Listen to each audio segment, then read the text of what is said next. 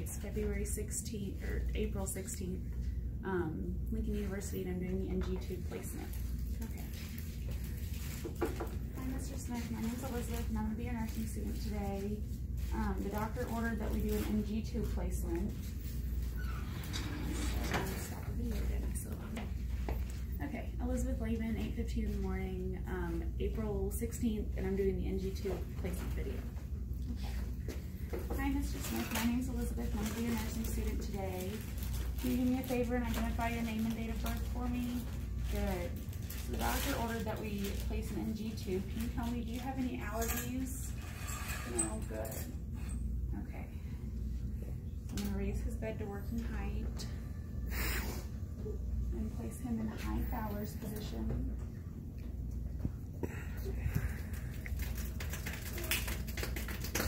Okay, so I do have a doctor's orders and he does not have any allergies. I'm going to start by placing a towel over him. And I'm going to put on non-sterile clean gloves.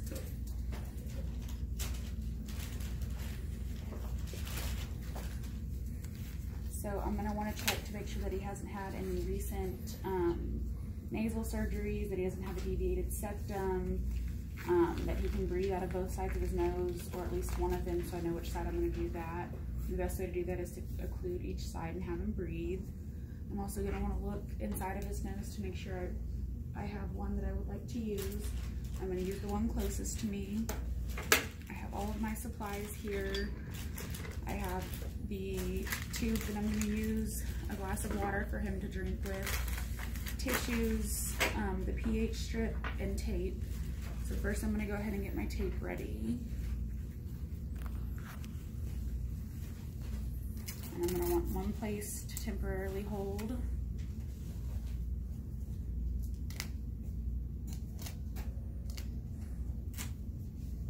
One piece to permanently hold.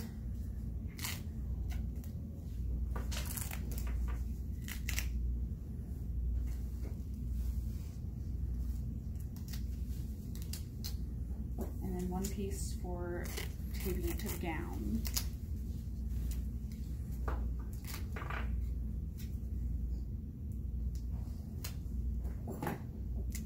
Okay.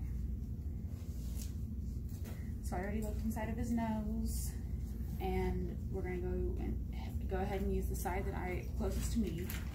So I'm first going to start by measuring to see how far I'm going to place it. And for that, I'm going to start with the tip of it and go from the tip of his nose to his earlobe, and then from his earlobe to his xiphoid process, and that's about 40 centimeters. So I'm going to go ahead and place a piece of tape around that, just so I don't forget where I want to stop.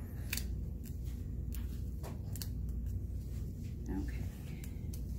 After that, I'm going to go ahead and coil it around my fingers to loosen it up.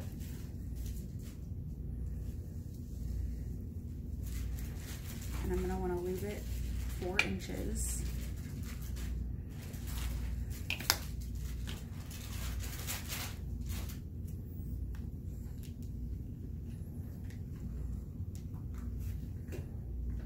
Okay, I'm going to have his glass of water ready for when he's needing to take a drink. And I'm going to make aware that if he needs me to stop, he's going to put his hands up and let me know. So I'm going to start by inserting.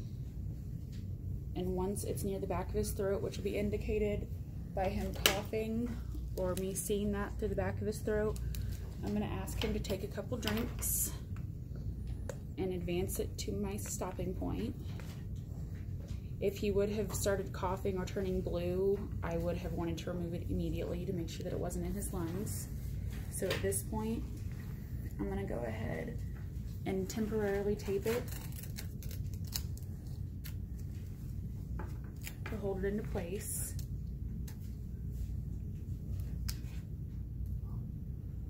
Well, I check to make sure it's in the right spot.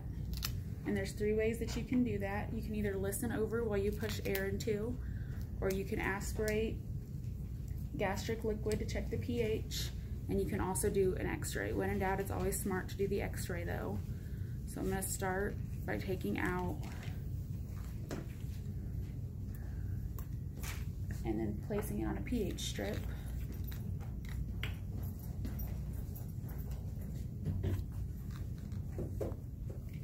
And then I'm also going to want to swoosh air while I listen to it.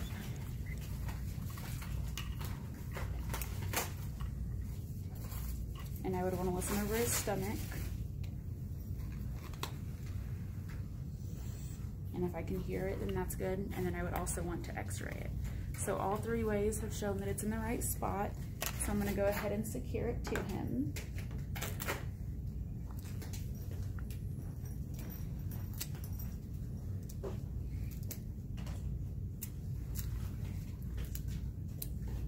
And he doesn't have any allergies to this tape, so I'm okay to use it.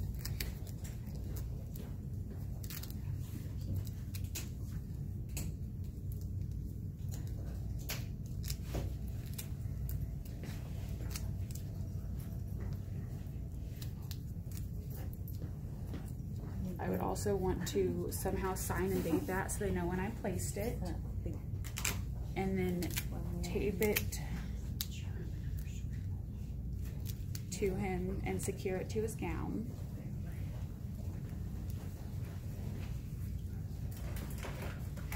And at this point, I would want to put him back into a comfortable position and record how he handled it, if I got any out, if I had hooked it up to suctioning,